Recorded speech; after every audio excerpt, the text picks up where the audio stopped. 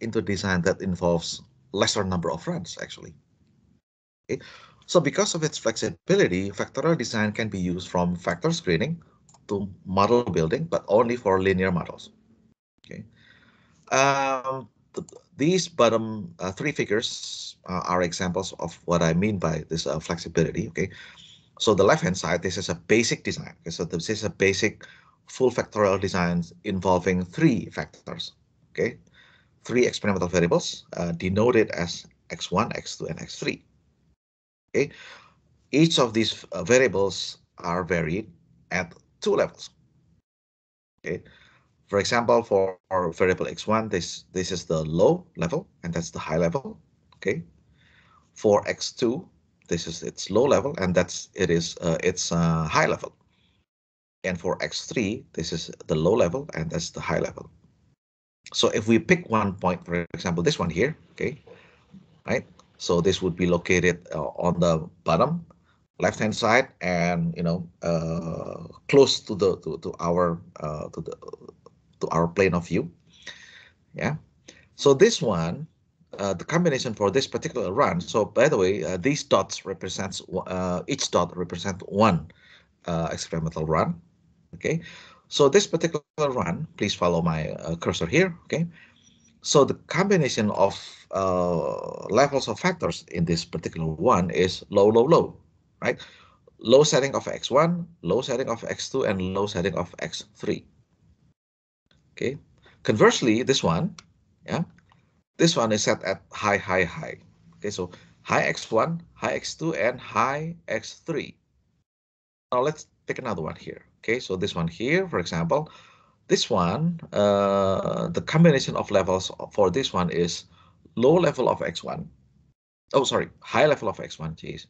Yeah. Okay, high level of x1, low level of x2, and low level of x3. Okay, and let me pick another example here. That one, for example. Okay, again, please follow my cursor. Okay, this one is set at low level of x1, high level of x2, and high level of x3. Okay, so if you have three variables, each run at two levels or two values, then 2 to the power of 3 combinations. So you have a total of 8 possible combinations, right? Now, so this we call this the basic full factorial design. Okay, two-level factorial design involving 3 experimental factors. Okay, and to the right, this is actually a reduction of that basic design. Okay, so this is called a fractional factorial design. Ya, rancangan faktorial pecahan, in which we only run half of the original experiment runs. Okay, so here again you can see that we reduce the number of runs by half. So we only run this one, this one, this one, and that one. Okay. Yet another form of variation is actually adding some additional experimental runs. Here, this is the basic 2 to the power of 3 design, but with the addition of center point run. So this red dot this one actually sits in the middle of the cube, okay, inside the cube, in the center of the cube, okay, and we call those conditions center point runs, okay, and it is in fact a very, very useful variation in any factorial experiment, okay. All right, so these are the references, okay, of this for this chapter, okay. The Montgomery book is actually different from the one that we use for the preceding chapters. But by the way, this book can be very easily found, so you can you can look at it in internet, or if you want to buy it, it's quite easy to find actually. Okay, we can also find other simpler resources in the internet. For example, this one here. Okay, NIST online handbook. Oh, there you go. There's one Indonesian word that's inserted there. Okay, sorry about that. All right, any questions so far? Factorial design is based on combinations between experimental factors and their values. Okay. Now, let me give you an example of a full factorial design atau rancangan faktorial penuh. Ya. So, a full factorial design runs all combinations. Okay. So, all factors versus level combinations are executed in this experiment. Okay. Now, if only a portion of those combinations are run, the design is called a fractional factorial design. Okay. Now, example, this experiment evaluates the effect of reactant concentration, denoted as variable A, and catalyst dose, denoted as variable B, on the conversion of a reaction. Yeah. Okay. And this is the brown colored table here. This is called the experimental matrix. Okay. So this is how we arrange the value of variables from run to run. Okay, so there should be another column here. So this should be run number. Okay, so that's run number 1. So run number 1 is set at low value of A and combined with low value of B. Okay, run number 2, okay, combines high level of A and low level of B. So the numbers -1 and +1 denotes low level and high level. Okay. Again, these numbers -1 and +1, it's a symbol. So they represent low level and high level of each variable. Okay. So this means run number 3 combines low level of A or low value of A and high value of B. And lastly, run number 4.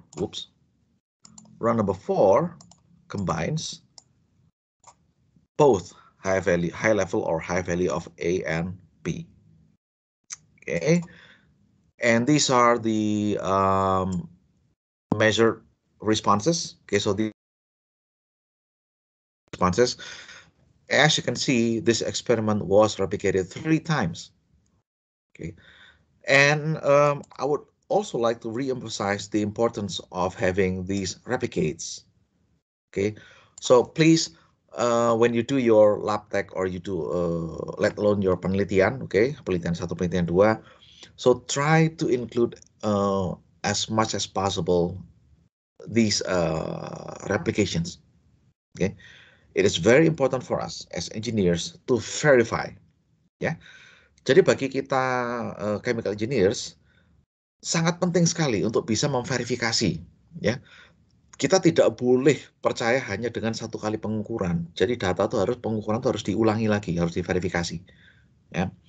Dan nggak mungkin kita mendapatkan presisi pengukuran tanpa melakukan percobaan berulang. Ya.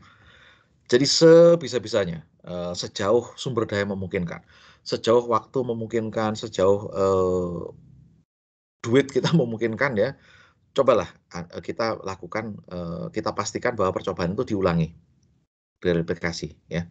Karena kalau enggak, kita nggak pernah bisa yakin berapa presisi percobaan kita. Oke. Okay, so in this example, the experiment happens to be replicated 3 times, yeah, triple. And this is the summary of the results. So the numbers in blue are the results, the individual experimental results. For example, here, this is run number. Okay, this is run number 3, I think. Yep, this is number 3. Okay. Low level of A combined with high level of B, so it's this one here, right? Okay, so these are the individual measurement results, 18 and 19 and 23. This one here, right? Okay, you can follow my cursor, right? Okay. Okay, and then the numbers that I circle in red, these are notations for experimental runs. So the letter B, the lowercase letter B, means that factor B is set at high level, and conversely A is set at low level. So this is just a designation. Ya. Jadi angka huruf ini merupakan notasi saja. Ya, dia menyatakan variabel mana yang dijalankan pada level tinggi. Jadi misalkan yang di atas ini ya, yang sedang saya sorot ini, huruf kecil b artinya dalam kombinasi ini faktor A dijalankan pada level rendah, faktor B pada level tinggi. Ya. Kalau ada angka 1 artinya semua variabel dijalankan pada level rendah. Ya. Sekali lagi ini hanya kode saja ya, B, kemudian AB, angka 1 dan adalah kode tempuhan saja. Oke. Alright, now also pay attention to this transformation of original variables. Okay, so we call those procedure coding. So when we code experimental factors, it means we convert the values, we convert their values such that the minimum level, the low level, is at -1 and the maximum level is at +1. Okay. Now there's a specific reason why we do this type of transformation. Yeah. Take a look at our example, for example. Yeah. Okay. So this one is reactant concentration. Most likely it is given in, for example, maybe percent mole, okay, or percent mass, percent volume, right? If you work in percentages, you might work with numbers in the order of, teens or tens, okay, maybe 20%, 5%, 15%, something like that. Okay. However, a catalyst, okay, if you remember your course on basic chemistry, catalyst is usually added at very low quantity, right? So these would be substances that is effective in accelerating reactions, even though we use it only in minute quantities, right? So when we say catalyst dose, most likely we'll be working with numbers in the order of, 0 point something percent, or even in ppm level, part per million level. Okay, so clearly it is quite likely that the order of magnitude of numbers of A and B are different. Okay. And when we perform ANOVA calculations and we use those numbers with different order of magnitudes, it will be, yeah.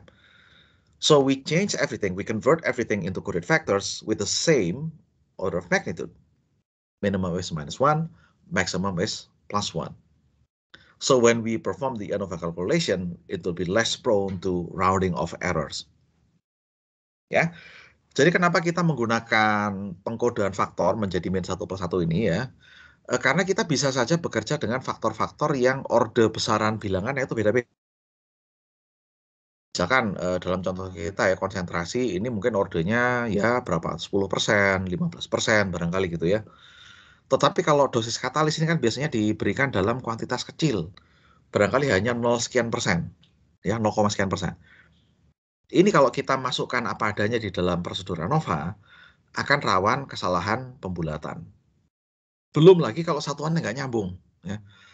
Misalkan yang variabel A, katakanlah misalkan satuannya mol per liter, yang variabel B-nya misalkan ppm massa, ya, parts per million on mass basis. Ini kan satuannya nggak sama. Ya. Jadi nggak mungkin, secara matematik kita nggak mungkin melakukan operasi perhitungan terhadap besaran-besaran yang satuannya nggak sama. Belum lagi kalau yang satu ternyata variabel kualitatif. Okay. So, for example, instead of catalyst dose, we have catalyst type. Okay. Apakah itu bisa dilakukan? Bisa. Ya. Jadi kita bisa mengkombinasikan variabel yang sifatnya kuantitatif dengan kualitatif. Gimana caranya? Makanya semuanya harus diubah menjadi variabel numerik, di mana nilai rendahnya -1, nilai tingginya +1. Right? Any questions so far? If not, we'll move on to the next concept, which is the main main effects and interaction effects. Okay. So what are effects? Okay. Hang on a second. Let me want to move to a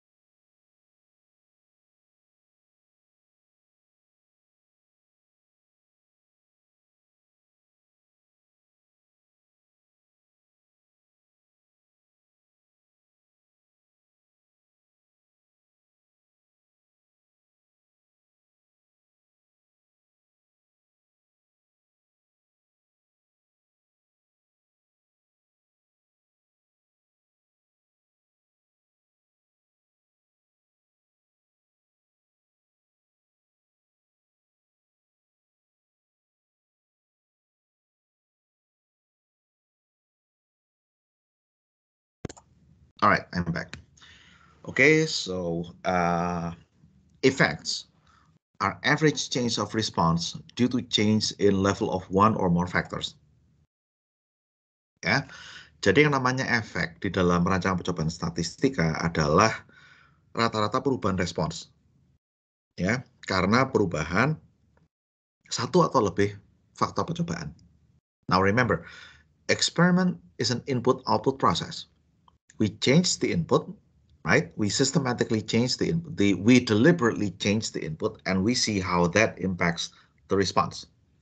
Okay, so again, in fact, yeah, suatu efek is the average change of response due to change in level or value of one or more factors.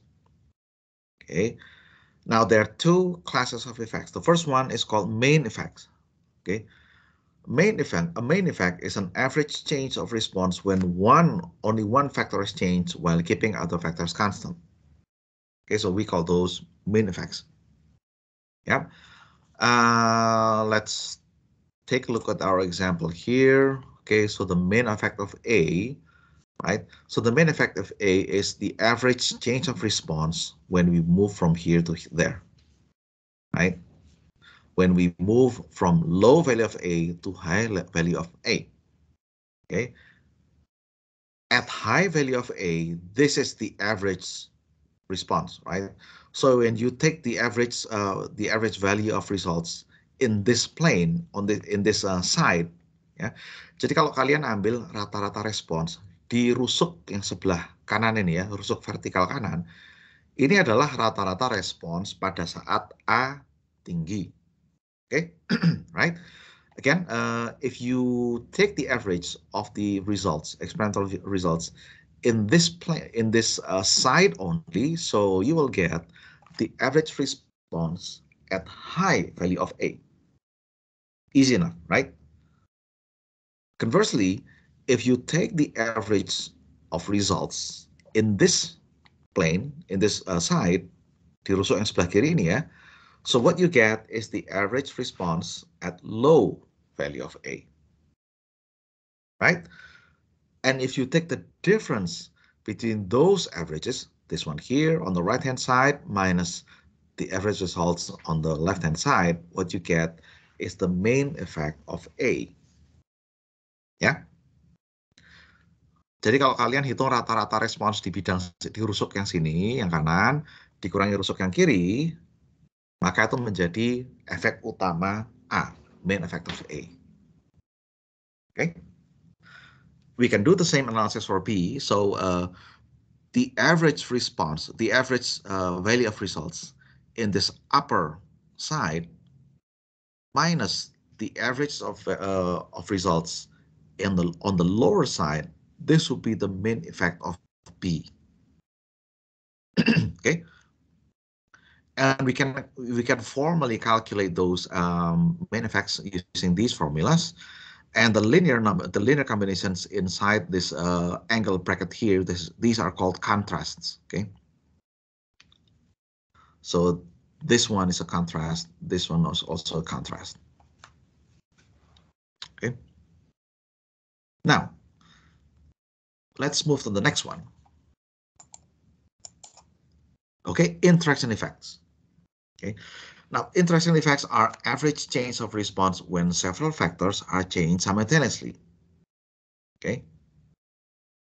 Jadi efek interaksi adalah perubahan respons, ya, rata-rata perubahan respons kalau dua faktor ini divariasikan secara bersama-sama. Mathematically, when we look at this experiment, interaction effect is the difference between average results in this diagonal to that diagonal. Okay. Now, the ability to measure interaction effects is the reason of full factorial designs that other designs don't have. So again, this is the most distinct advantage of full factorial design in that it is able to measure interaction effects completely. Okay. In general, we should not ignore interactions. Yeah, we should always anticipate the possibility of interaction between between experimental factors, because their value may be large. Okay, so we never ever underestimate these interaction effects. We should always anticipate that our experiment may include interaction effects. Okay, because those interactions may be large actually. Okay, however, that being said, it is possible, and in actually in frequent cases, we deliberately ignore interactions because we're after different things. Okay, for example, we need to do a screening. Okay, we need to do a screening of a large number of variables, and if we use experimental design types that can measure all interactions, they tend to involve a huge number of runs. Okay, so we can say that we don't have enough time to measure the interaction effects. We just want to screen the significant variables, so we deliberately ignore the interaction effects. That can be done. Okay, that can be validly done for some cases. But in general, interaction should not be ignored as much as possible. Okay. Now there are two types of interaction. We have synergistic effect, where factors strengthen each other. Ya, jadi yang namanya efek interaksi ini ada dua. Apakah dia berupa efek sinergistik, ya, di mana faktor-faktor percobaan ini saling menguatkan, ya, or conversely can also have antagonistic effect. Ya, jadi kalau interaksinya bersifat antagonistik, maka antara satu faktor dengan yang lain itu saling melemahkan. Oke. All right, and this is the Anova table. Okay, so this is the result of Anova analysis of the reaction conversion example. And by the way, this table is generated not using Excel, but using Minitab. So from this point on, we will use Minitab software to perform Anova for these experimental designs. So for factorial design, we need to use Minitab. Although for RCBT experiment and also for single factor fully randomized experiment, you can use Excel. But for factorial, no, we cannot use Excel. We need to use other more sophisticated softwares. In this case, Minitab. And by the way, ITP has institutional license for Minitab until the end of 2022, if I'm not mistaken. So you can get a legal version of this software from ITP. Okay. All right, so I will demonstrate the analysis of the data a little bit later on. But you can see, as usual, we have in any Anova table, the first column refers to the source of variation. Okay, so this is the value of the effects. Okay, this is the regression model coefficient. Okay, that's the standardized error of the coefficient, and this is the p-value of each model parameter of each coefficient. Okay, this one here, this is the more familiar form of the Anova table. Okay, the first column is the source of variation. Okay, main effects, two-way interaction, residual error, and so on. This is the degree of freedom of those variation sources. That's the sum of squares, right? Okay, and this is the mean square. So sum of squares divided by the degree of freedom becomes the mean square. And then we calculate the F0. Okay, so this one is the F0 of main effects. So it will be the MS of main effect divided by MS of the pure error or residual error. That gives you the F0. Okay, and this is the F0 for two-way interaction, this one here. Or you can go by the p-value of those effects. Okay, so this is the p-value of the main effect. 0 means it is highly, okay, even at alpha 5% or even alpha of 1%, this is still highly significant. Now again, there's no such thing as zero probability. Okay, so there's no such thing as zero p-value. It's just that Minitab only reports p-value down to the third decimal. Okay, so if 0.0000 something, it is written as 0.000. Okay, so in fact, it is not, we can never ever have an absolutely zero value of p-value, but it's so small that it is written as 0.000. Okay. All right, so in this case, in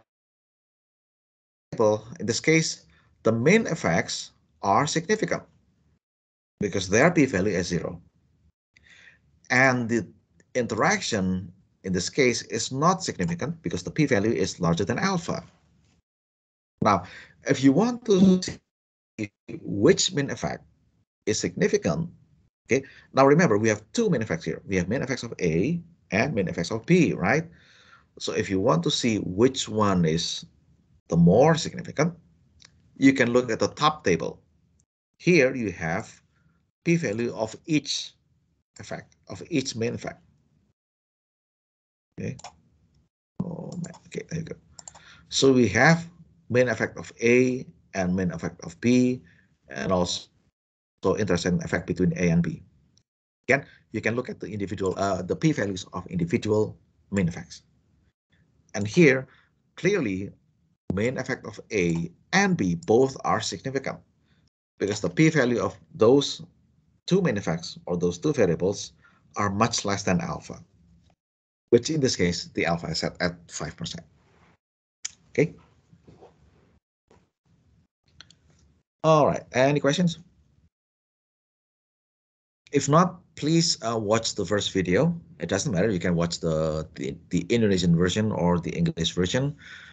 I will give you 15 minutes. So while I will give you 20 minutes because I think mine is a little bit long. My video is a little bit longer than 15 minutes. So yeah, we'll meet again at 8:05. Okay, so watch the videos, the first one, and we'll meet again at 8:05. Okay, be ready with any questions if you have any question. All right, go ahead, see the video, and again, we'll meet at 8:05. Okay, go ahead.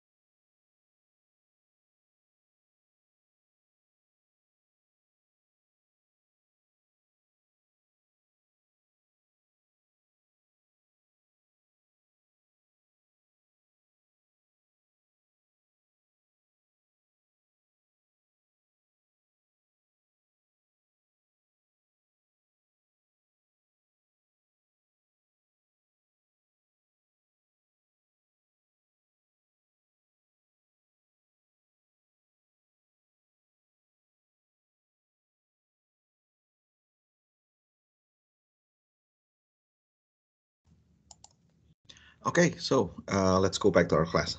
Any questions about the video?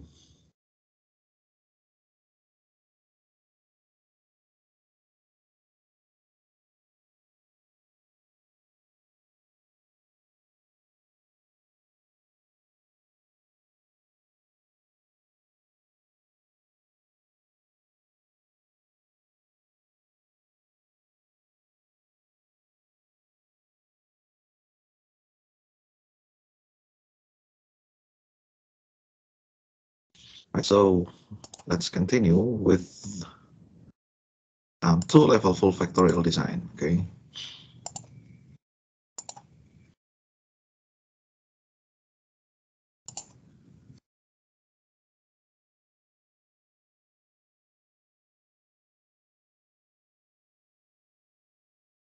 Okay, so this is a very important class of, or type rather, of full factorial design. Okay, and the designation of this type of experiment is 2 to the power of k, ya, rancangan 2 pangkat k, where k is the number of factors, and the number 2 means that each factor are varied at 2 levels only, okay, low level and high level. And this type of experiment is very useful, particularly in the early stages of research when the objective is frequently only to screen for significant variables. Okay. Now, this design does have its drawback in that it can only measure linear effects. Okay. So it means that you can only build a model that looks like this. Okay. So for example, this is an example for k equals 3, meaning we have 3 factors. Okay.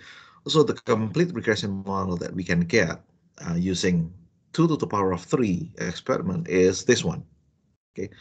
This is the maximum that we can get. Okay. The first one, these are the main effects. Okay, so we call these main effect of x1. That's main effect of x2, and this is main effect of x3. The next 3 effects are binary interaction or two-way interaction, ya, interaksi dua arah.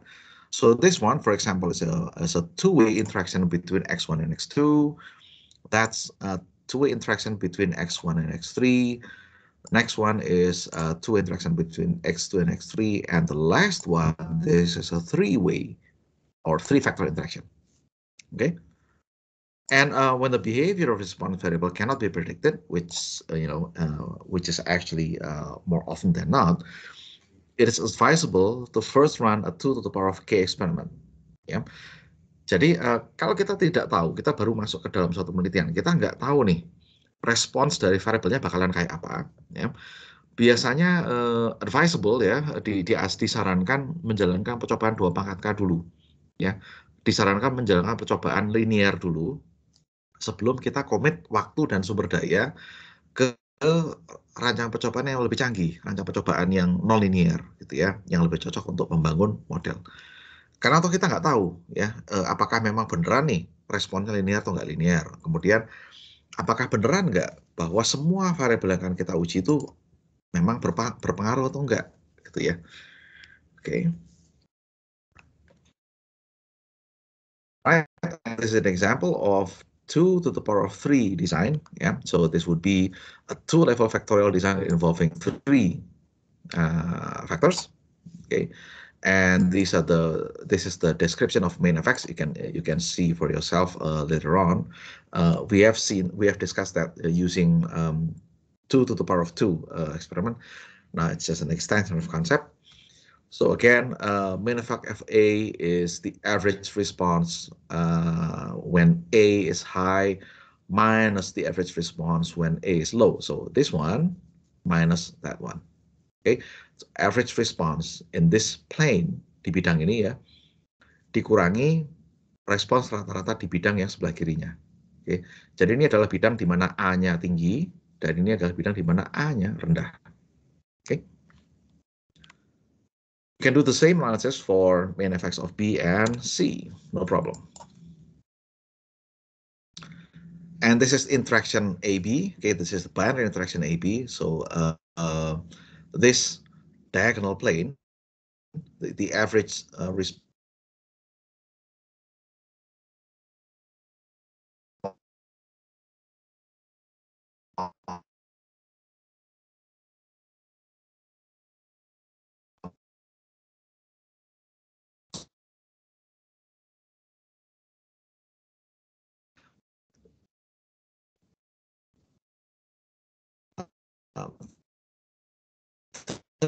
three ways plus signs minus the average value of response for the pyramids using minus signs. Okay, so if you connect the dots, if you connect the plus sign dots, you will obtain a pyramid. Okay, likewise, if you also connect the dots with minus signs, you will get the second pyramid. So it's the average value of the first pyramid minus the second pyramid. Yeah, that's the three-way interaction of ABC. Okay. Okay. Oh yes, by the way, I forgot. Hang on a second. Um,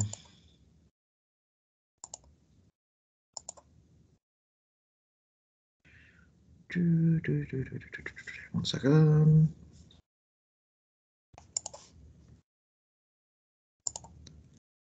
Let me show you a very nice website. My computer is updating, so it's a little bit slow today, or either my computer or the internet connection on my end is a little bit iffy. But anyway, I can show you this website, which is a very nice website. Okay. This website gives you an easy explanation on what main effects are and interaction effects are. So I highly recommend you to read this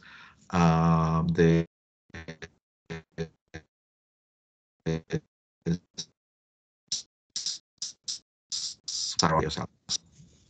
Copy paste the URL and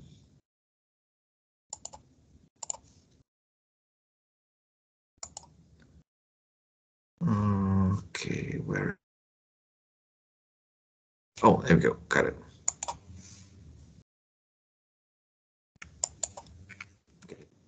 I'm pasting it to the conversation or the chat box in our Teams. Okay, so have a look at it. It's a very nice website. So I highly recommend you to peruse it. Okay, so it gives you a more detailed overview of main effects and interaction effects. Okay, using an example that is probably also easier, a little bit easier to understand. So the case in this example is the effect of two factors. Okay, plant species and also fertilizer. Okay, fertilizer level. Yeah, and this is a planting experiment ya, percobaan penanaman crops gitu ya. Jadi ada dua spesies tanaman crops yang ditanam, spesies 1 dan spesies 2. Kemudian faktor B-nya adalah dosis pemupukan. Jadi ada 3 dosis yang dicobakan ya. Jadi percobaannya adalah percobaan 2x3. Faktor A-nya 2 level, faktor B-nya 3 level ya. So this is a 2x3 factorial experiment in which one factor A is varied at 2 levels and factor B is varied at 3 levels. Okay. Another term for this type of experiment is unbalance experiment or unbalance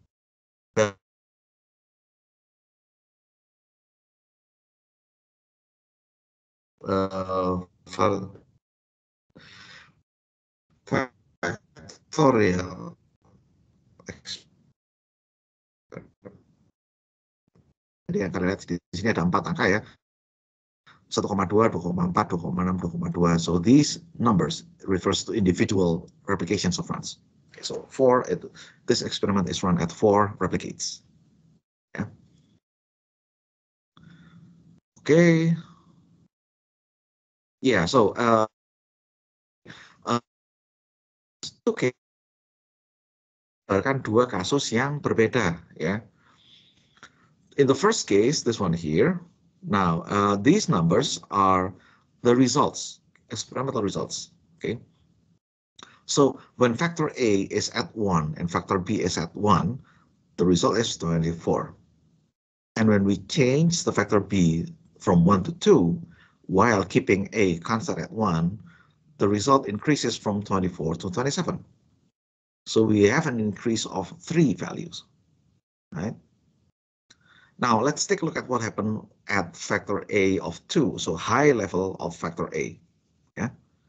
So at factor A of 2, when we change factor B from 1 to 2, okay, the result changes from 26 to 29. So again, we see a change of 3, an increment change of plus 3, right?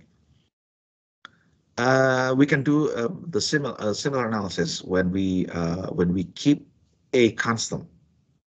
Okay, so we change B. Okay, so when we change B, right?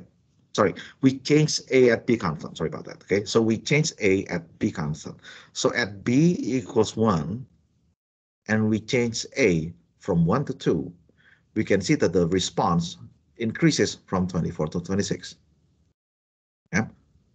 And when we change when we change A at B constant of 2 here, okay, please watch my cursor, okay? So when we change A from 1 to 2 at B constant of 2, the response changes from 27 to 29. So again, we have an incremental change of 2 points. So it doesn't matter when whether the A is set at 1 or 2. When we change factor B, the average change in response is the same, 3 and 3. Okay. So we say that there is not any interaction between factor A and factor B, okay, because changes with respect to change in response because of changes in A does not depend on the level of B.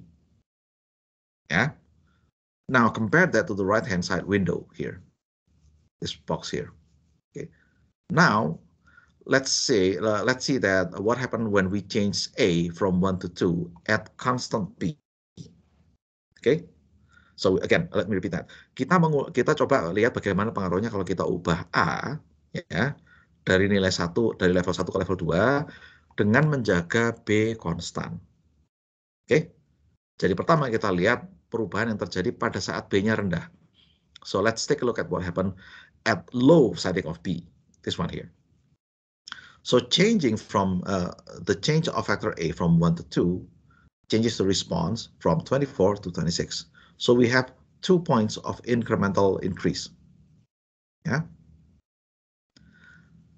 Now, what happened when we switch B to 2?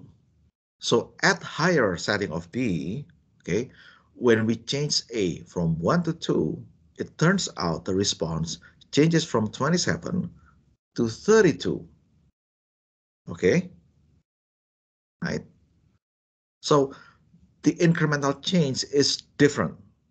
Okay, the incremental value or the change of response depends on the setting of B. Okay. So we say that there is an interaction between A and B. Okay. Right, now let's read this following paragraph here. Okay, the right box illustrates the idea of interaction. When factor A is at level 1, factor B changes by 3 units, but when factor A is at level 2, factor B changes by 6 units. So the incremental change of response is different. It's dependent upon whether we are looking at low level of A or high level of B. Okay. So the change in the true average response when the levels of both factors change simultaneously from level 1 to level 2, this one here, okay, is 8 units, which is much larger than the separate changes suggest. Okay, so the separate changes, if we change from here to here, the change is 3. From here to here, it's 6. But if we change it simultaneously, the total change is larger than the separate changes suggest. So in this case, there is an interaction between the two factors, so the effect of simultaneous change cannot be determined from the individual effects of the separate changes. Okay. Change in the true average response when the level of one factor changes depends on the level of the other factor. And in other words, we cannot determine the separate effects of factor A or factor B on the response because of the interaction. Ya, jadi ini yang namanya efek interaksi ya. Ini sekedar contoh saja.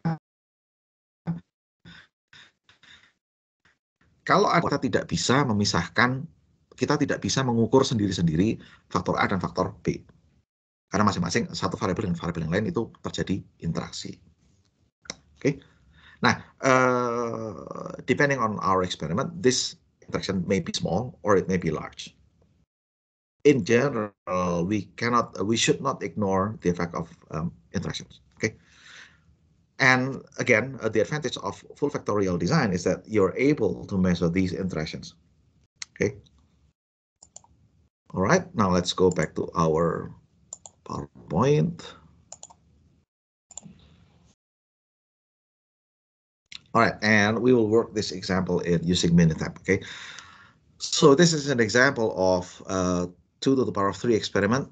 This experiment evaluates the effect of hardwood fiber concentration, denoted as variable A, okay? Digester vat pressure or digester tank pressure, denoted as variable B, and cooking time. Okay. Oh, this is, by the way, this what we call in chemical engineering the pulping process. Okay, so this pulping process changes wood into wood pulp or bubur kertas. Jadi proses pemasakan ini mengubah kayu maupun bahan-bahan serat yang lain menjadi bubur kertas. That can then be formed into sheets of paper. Okay. All right, and each run was done in 2 replicates in completely random order. So, and we should use, and we are asked to use a confidence level of 5% to analyze the data. Okay, so this is the data. Okay, and you might be for those of you who have keen eyes, you might see that there's a certain order by which we organize these runs.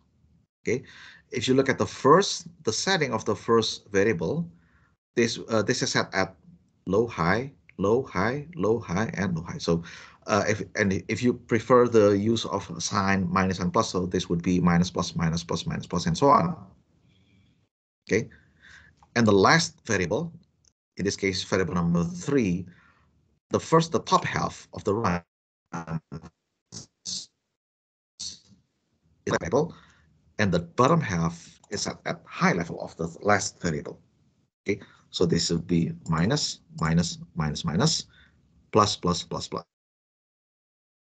The second variable in between, the variation of the variable in between is also in between the first one and the last variable. Okay, so this is 2 minus followed by 2 plus, 2 minus, 2 plus. Okay, this is called a Yates standard order. Okay, let me write that down here.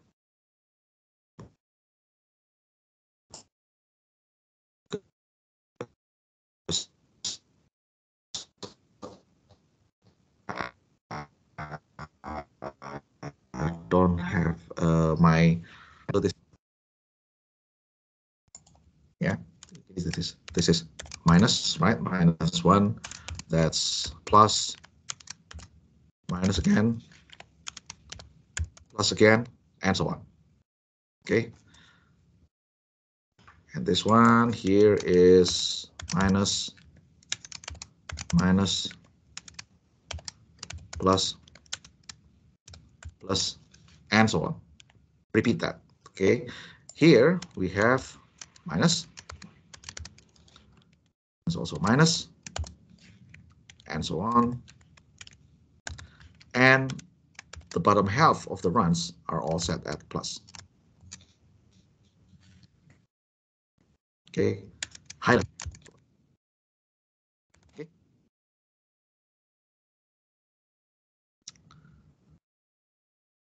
All right.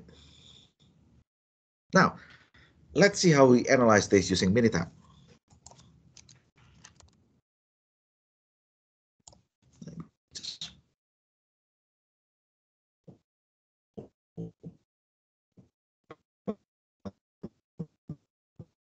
solve.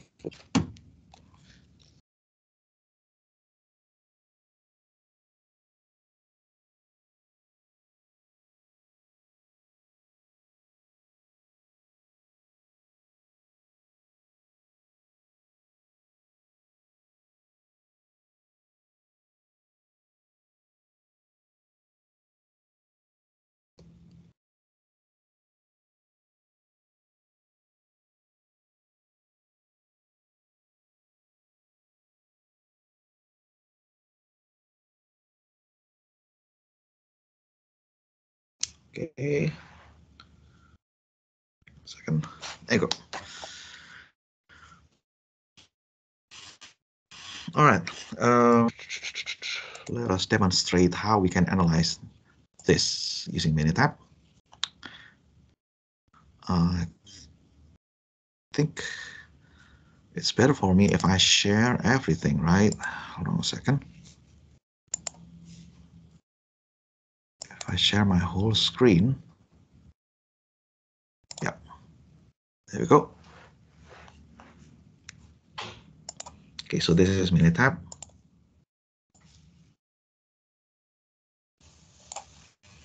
So what we do here first is we develop the design first. Okay, the experimental matrix first.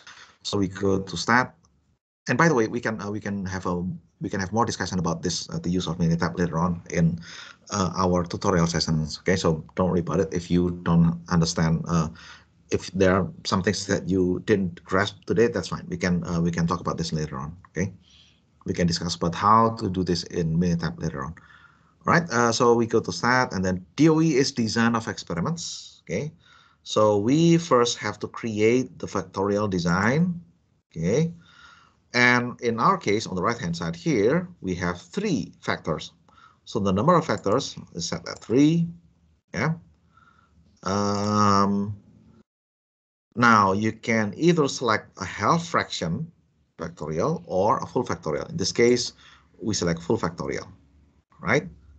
And then we see number of replicates. We have Duplo, right? So okay, so this experiment is done in Duplo, so we set this at 2. We don't have any center points and we don't have any blocking, so we leave those at the default value. Click OK. And then option, now we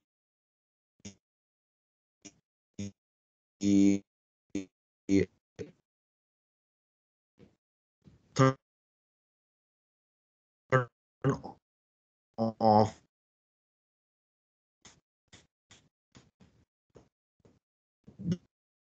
the randomized runs, experimental matrix, right? STD order, that's standard order, that's standard run order from Yates, developed by Yates in, I think it's a 19th century mathematician or something. He's a 19th century statistician, I think. You can look at it yourself. Standard order, run order. Run order is the actual execution of your experiment. In this case, because we're analyzing existing data, so we just leave it as it is. Okay, and these are the variable names. You can change it whatever you want. For example, you want to change this one to hardwood, for example. You can do that. Vat pressure, for example. Cooking time, for example. That's fine. Okay. Hardwood percent. Let's look at that. And this one is, so we call strength. We call the response variable strength. Now take a look at the first 8 lines. Sorry about that. There you go. Okay. So this is the first replicate. Okay.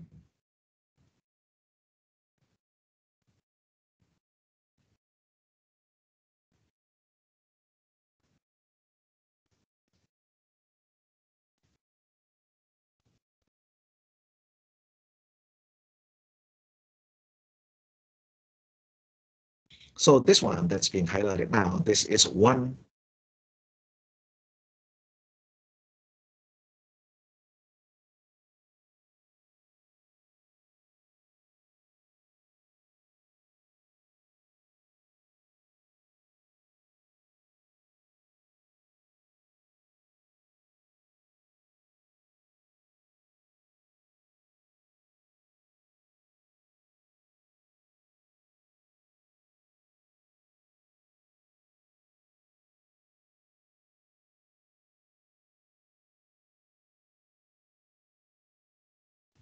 instead of just recording it and watching it later on.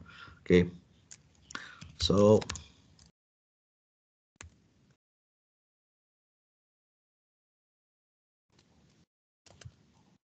as you can see, both the Minitab and the table in PowerPoint, both are already ordered in standard Yates order. So all I have to do is just to copy it from from top to the bottom line.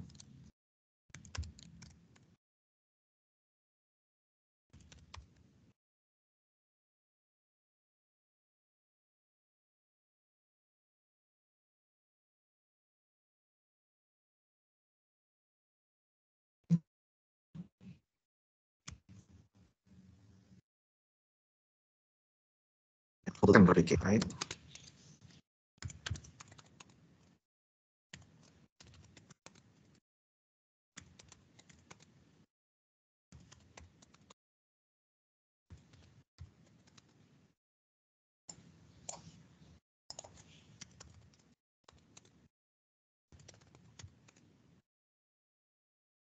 Okay. So we have entered all of the data of the experimental data. Now we perform the analysis. So go back to DOE again, and then highlight factorial. Now we see all of the other options that cannot be clicked. So we click this one here. Okay, analyze factorial design. Double click on strength. So that would be the response variable. Okay. And then if you want, you can look at terms. Terms meaning when we perform ANOVA analysis, we can select which terms or which effects are to be included and which ones are to be excluded. Now, for this first pass of analysis, we include everything that can be calculated. So we include all of the possible interactions up to the highest order, which is the three-way interaction ABC. Okay, so we choose everything. If you want, for example, if you feel or if there's enough reason to ignore three-way calculation, for example, three-way interactions, so we can exclude, we can drop ABC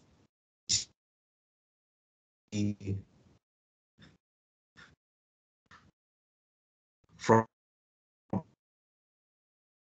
our analysis.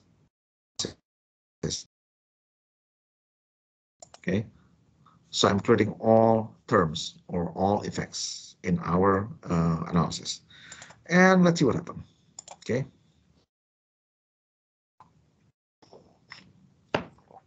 All right, now this is called Pareto chart of standardized effects or Pareto plot of effects. Okay, effects are so this the quantities that are being plotted here are the effects. So we have, for example, this one here. Okay, this is a main effect of A, right? That's main effect of B. That one is main effect of C. And the one with the letter AB here denotes this is the interaction effect of A and B. Okay, so this is a two-way interaction AB. This is two-way interaction AC. That's two-way interaction BC. And this one is three-way interaction ABC. Okay, and these effects are ordered from the largest one to the smallest one. And here you can also see this red dotted line. This is the critical T value.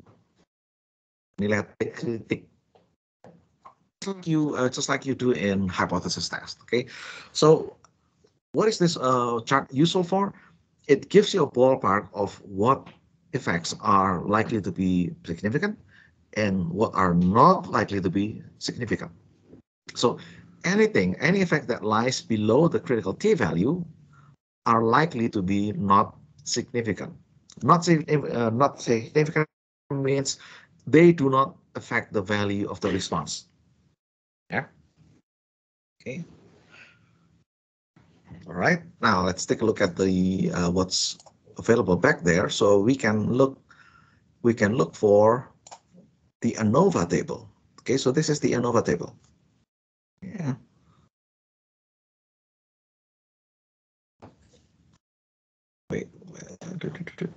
This one here. Sorry about that. Okay, so this is the Anova table. Source of variation as usual, and then df is degree of freedom. This is the sum of squares. ms is, of course, ss divided by df will give you ms, mean squares, and this is the f value. So remember, f0 is always calculated as ratio, variance divided by variance. In this case, the variance is replaced by ms. Remember, mean square behaves similarly to variance. ms something divided by ms something will give you f0, right? So what we do here, this one, okay, so for example, f value of model, this is ms model, this one here that I'm highlighting, divided by ms of error. Okay, and then this f0 is compared to critical f value. Now, the critical f value is not listed here, but you can see the p value. Ya, jadi tolong kalian buka-buka lagi catatan kalian bagaimana caranya menggunakan p value untuk menginterpretasikan hasil uji hipotesis. Ya, kalau kalian lihat di sini nilai f kritiknya nggak keluar, yang keluar hanya f0 dan p value saja. Dan itu sudah cukup untuk mengambil keputusan. Karena kalian tinggal bandingkan p value dengan alfa. Alfanya pakai berapa? Apakah alfanya menggunakan 5% atau 10% atau siapa tahu mungkin 1%. Oke.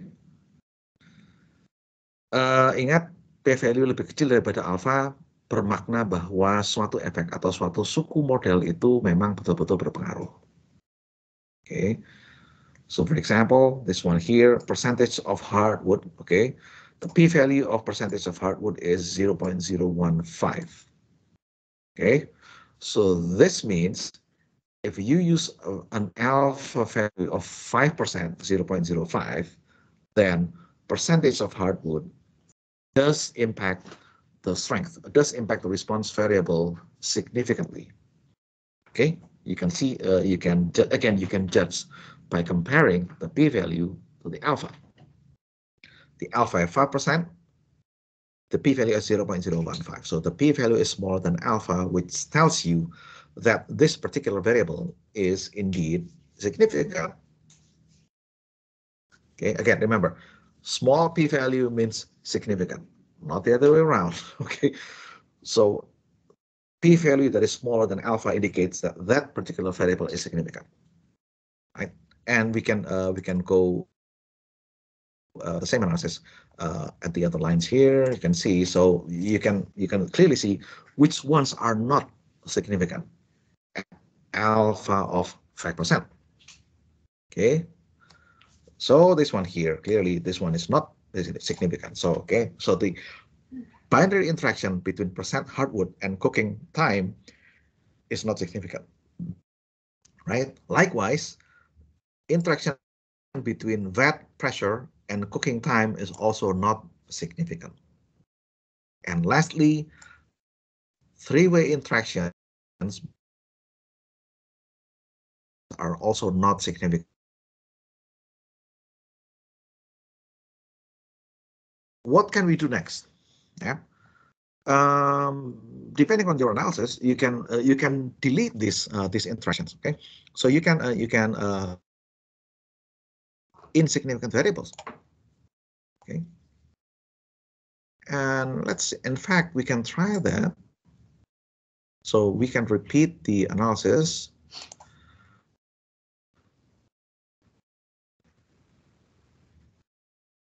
by which are, I forgot what those are. Okay, this one here, let's see. There we go. So terms, this one here is clearly not significant, right? Then we also have two other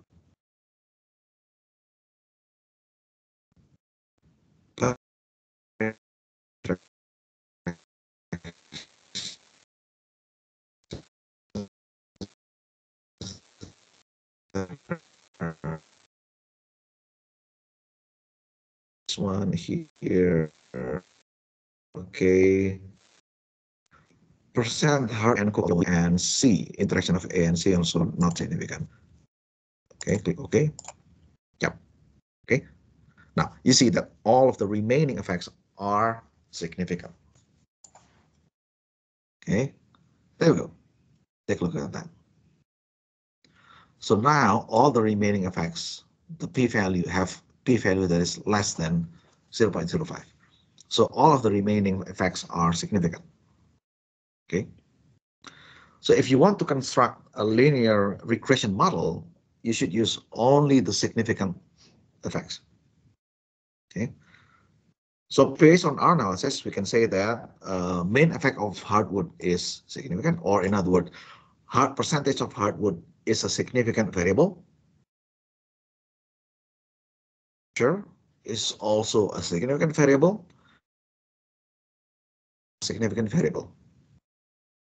And among the various possible interactions, we only have one interaction that is significant, which is two-way interaction between percentage of hardwood and vat pressure. The rest of the interactions in this case are not significant. Okay. So as you can see, again, hopefully you also get the impression of how easy it is to analyze the data. Once you design an experiment based on statistical principles, it will become very easy to analyze the data. It's very quick, very easy. You can use softwares, and the results are always convincing. Okay, rather than using a non-statistical approach to your experiment.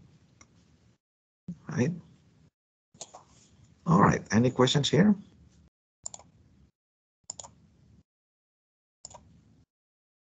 So we've done those.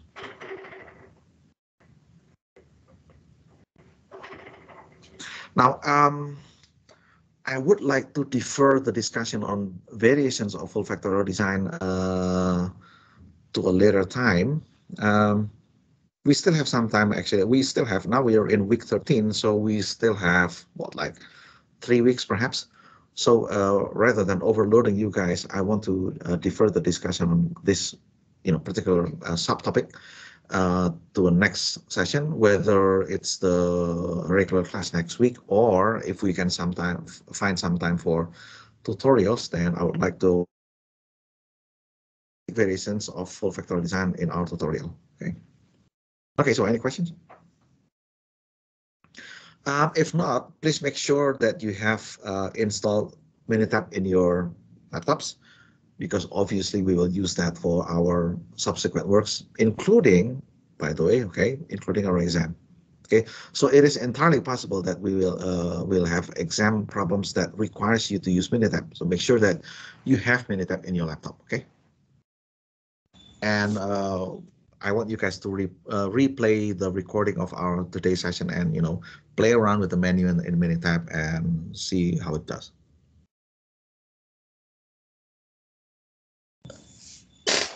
Excuse me, sir. Do I need to log in to install Minitab, or it's free software?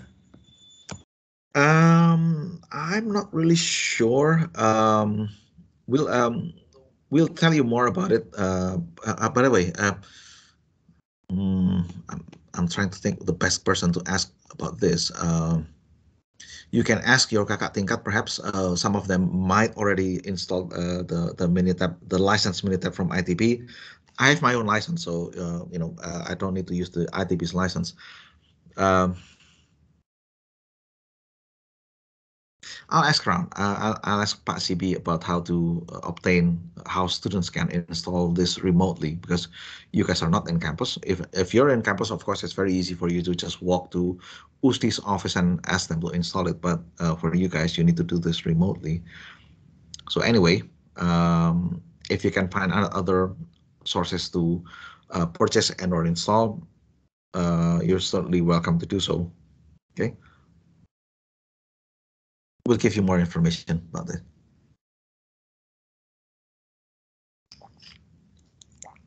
Okay, any other question?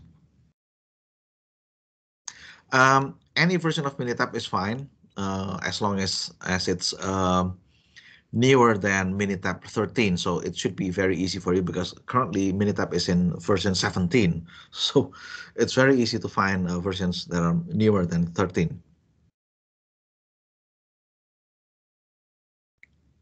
Okay. All right. If there isn't any question, we'll see you in the next session, either later on this week as tutorial or next week. Okay. All right. Stay tuned. Thank you. Stay healthy.